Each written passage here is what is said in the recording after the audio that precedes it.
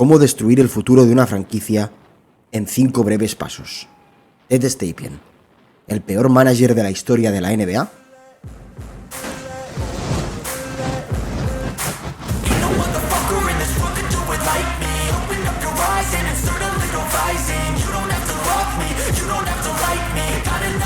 Ted Stepien se hizo con los Cavaliers por apenas $2 millones en una aventura que solo duró 3 temporadas. Tiempo más que de sobra para ser declarado persona non grata en el estado de Ohio y considerado como uno de los peores propietarios en la historia del deporte estadounidense. Sheldon Ocker, periodista de Akron Beacon Journal, le pidió una entrevista a Stepien tras hacerse con el control de los Cavaliers. La respuesta del polémico dueño del equipo de Cleveland fue: vente el domingo a casa, después de misa, nos sentaremos en la piscina y vemos una porno. Esto sitúa un poco en contexto qué tipo de personaje es el protagonista del vídeo que os traigo hoy. Lo mejor es que finalmente el encuentro tuvo lugar en el domicilio particular de Stepien, sino que la entrevista se hizo en un local de striptease donde el propietario de los Cavs realizaba los castings para el recién creado grupo de animadoras llamado las Teddy Bears, dirigido por su propia esposa y del que incluso formaba parte su hija de 19 años. Este es el personaje de Ted Stepien. Algunos contexto en España os puede recordar a un Jesús Gil del estado de Ohio.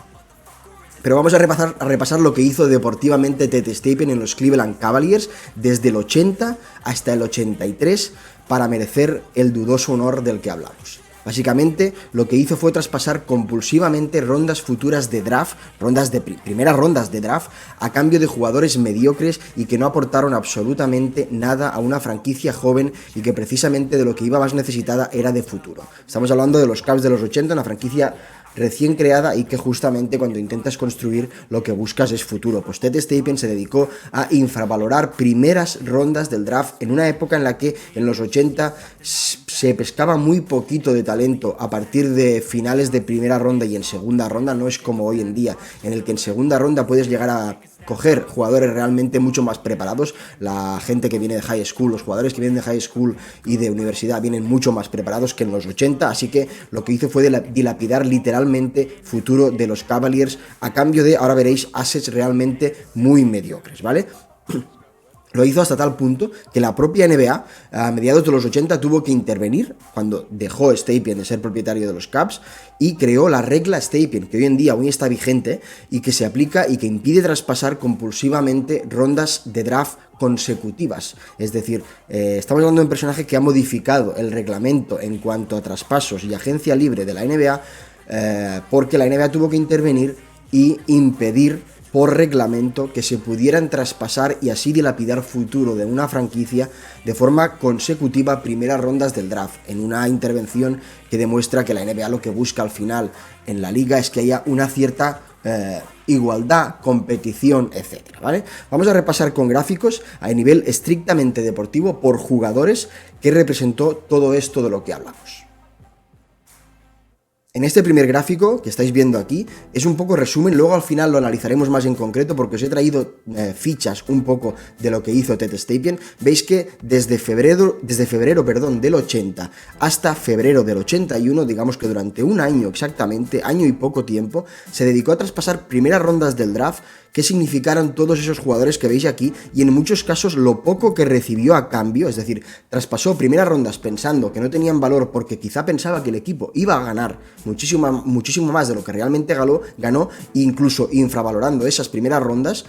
de un equipo, ya digo, que no tiene plantilla como para competir, a cambio de assets muy mediocres que ni le mejoraban el equipo prácticamente y que en muchos casos además incluso también los entregó en traspasos futuros junto a otras primeras rondas. En muchos casos, algunos de los traspasos de los que os traigo dibujos, va a costar explicar que realmente hizo eso. Es decir, lo miras aún en perspectiva y te cuesta de creer que realmente estés haciendo bien el gráfico porque es absolutamente ridículo lo que hizo Ted Stepien. Lo repasamos a partir de gráficos concretos. Venga, vamos con el primer traspaso en febrero de 1980.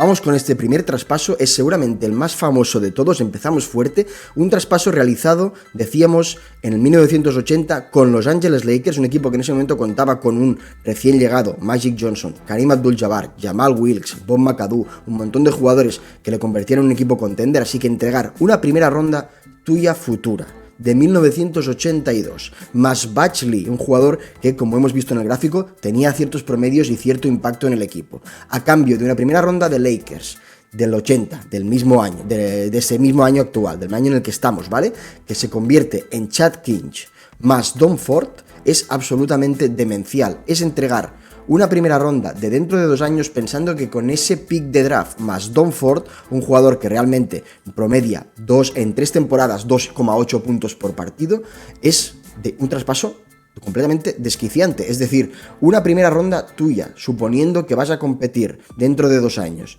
por una primera ronda en ese momento ya muy alta, que la usas para digamos, piquear a un jugador que no te llega a jugar más de 29 partidos promediando 3 puntos por partido, este primer traspaso ya es de los realmente demenciales, es de los realmente conocidos. Imaginad lo que podrían haber sido los Cavaliers con una primera ronda que se podría haber convertido en James Worthy perfectamente, o incluso en cualquier otro jugador de ese draft tan suculento, a cambio de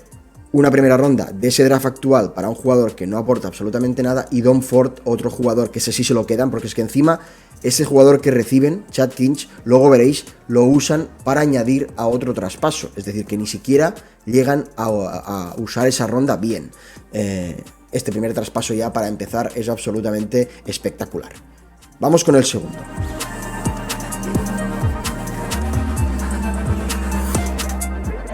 Este segundo traspaso se hace en septiembre del 80, unos meses más tarde, con los Dallas Mavericks involucrados. En este caso, Staples otra vez traspasa una primera ronda del año siguiente a la que acabamos de hablar, primera ronda de 1984, es decir, a 4 años vista, ronda consecutiva, que se convierte en un pick 4 del draft, que acaba siendo un pick en el que Dallas Mavericks elige a Sam Perkins. Yo creo que es un jugador que no necesita presentación, es un jugador que ha sido de impacto muy notable en la liga, un 4-5 con un muy buen tiro a media distancia, un jugador que venía con muchísima calidad de universidad. Decíamos, traspasan esa primera ronda del 84 que se convierte en Sam Perkins, a cambio reciben a Mike Bratz, que luego lo traspasan, y reciben una tercera ronda del 83,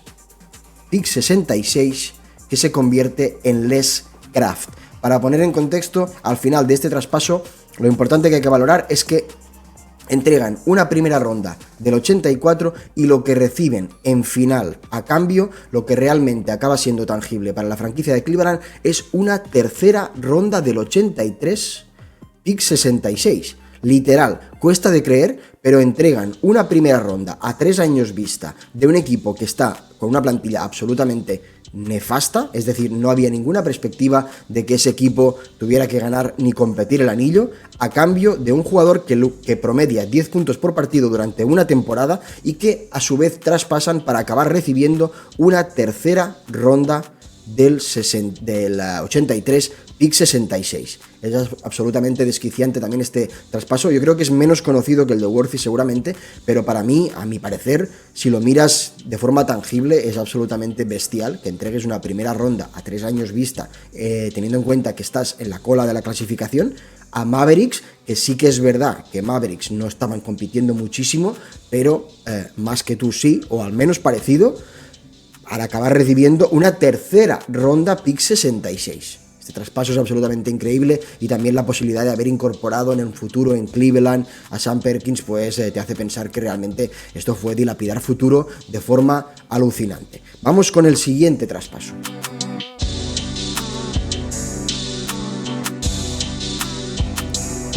El siguiente traspaso, lo veréis seguramente en la siguiente gráfica, es un traspaso que en cuanto a gráfica es muy simple, pero involucra a 3 equipos, es un traspaso a 3, he puesto solo lo que afecta a los Cleveland Cavaliers y a nuestro genio Ted Staples. Es un traspaso en el que entregan a Campy Russell, muchos lo conoceréis porque es de lo poco notable que tenían los Cavaliers en ese momento, era un jugador digamos que ya muy hecho, no sé si tenía 28, 29 o 30 años, era un jugador veterano, pero no ni mucho menos acabado, era un jugador que estaba promediando buenas cifras en los Cavaliers y que era de lo poco que le daba contundencia al equipo, que le daba solidez. Estamos hablando efectivamente de Campy Russell, Para Cavaliers es una leyenda, 7 temporadas en un equipo muy joven, promediando 16 puntos por partido con temporadas de 18, 19 puntos por partido, y a cambio reciben a Bill Robinson, un jugador que llegó a jugar máximo 8 partidos, solo llegó a jugar 8 partidos promediando 4 puntos en esos 8 partidos. Sinceramente, por muy mal que estuviera Campy Russell, cualquier cosa se puede matizar porque todo esto hay que explicarlo muy bien, algún mal rollo en el vestuario, cualquier cosa en ese sentido contractual, pedía demasiado dinero, no puede ser que saques de Campy Russell simplemente un jugador que solo te promedia 4 puntos en un total de 8 partidos con la franquicia. Es absolutamente nefasto el negocio que hace nuestro amigo Ted Staples. Recordamos, días más tarde del traspaso anterior, entregan al único jugador que en medio les podía dar solidez al equipo a cambio de Bill Robinson, simplemente, ni picks de draft, ni nada absolutamente, en un traspaso a 3, como decíamos, que involucra a Kansas City Kings en ese momento, los actuales Sacramento Kings, y a los New York Knicks, ¿vale? Saltamos y vemos la siguiente genialidad, el traspaso número 4, en este caso, con gráfica también.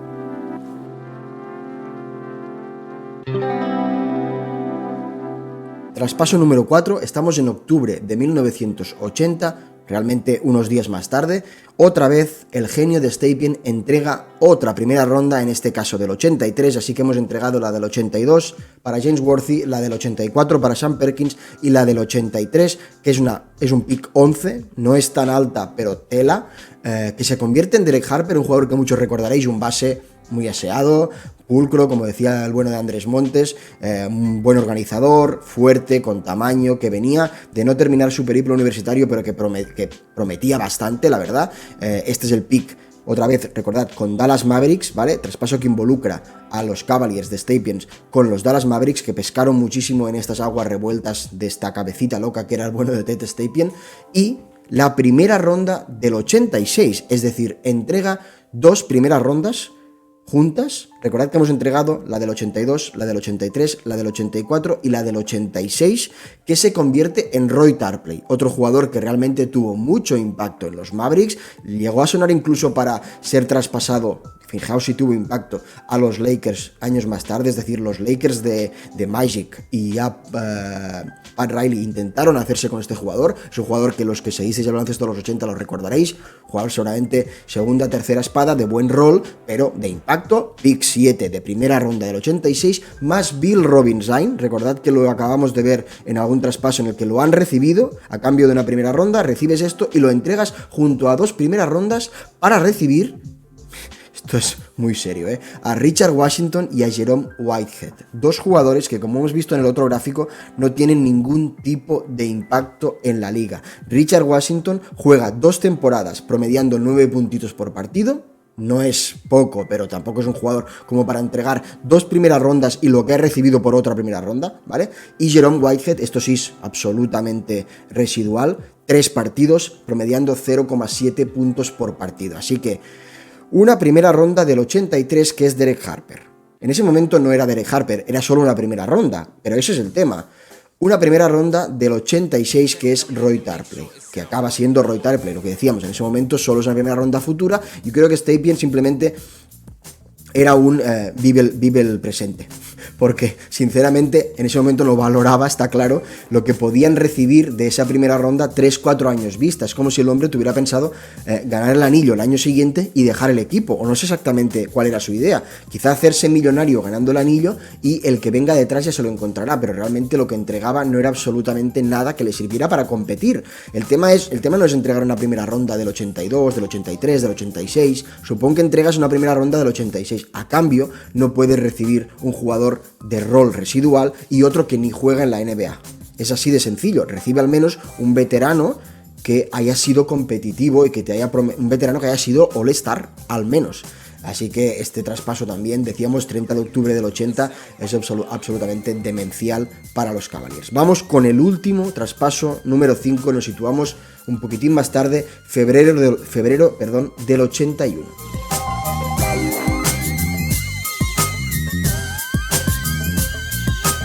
vamos con el último, y con este se corona realmente definitivamente nuestro protagonista Ted Stepien. Un traspaso otra vez en el que involucra a Dallas Mavericks, que básicamente se construyeron los Mavericks de Rolando Blackman, Derek Harper y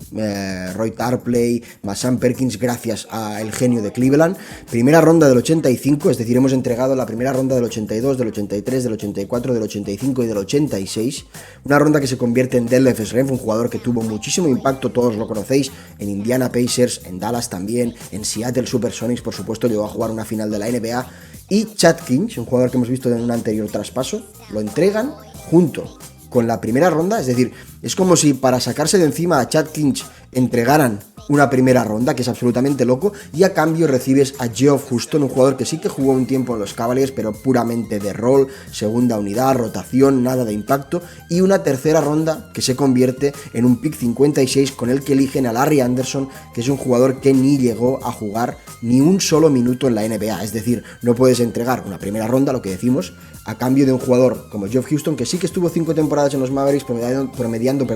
10 puntos por partido, más Larry Anderson, un jugador que ni jugó, a cambio de una primera ronda de un net, cuando estás en un momento en el que no vas a competir. Lo que decíamos, es un traspaso que aún explicándolo y pues a mí me cuesta de no dudar de que realmente no lo haya ni siquiera mirado bien. Hasta aquí un poco el resumen de todo lo que hizo Ted Stepien en estos Cavaliers de principios de los 80, que luego hay que decir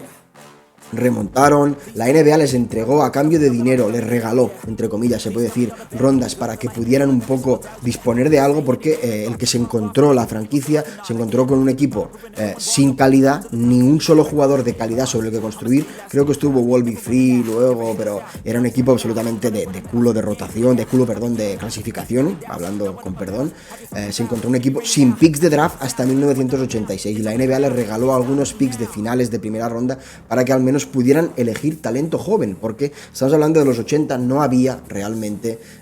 posibilidad de conseguir jugadores jóvenes en segundas y terceras rondas. Así que hasta aquí este homenaje dudoso a seguramente el que es, para mí, seguramente no, sin duda el peor general manager, el peor GM de la historia de la NBA. Espero que os haya entretenido y nos vemos en siguientes. Un abrazo, guapos.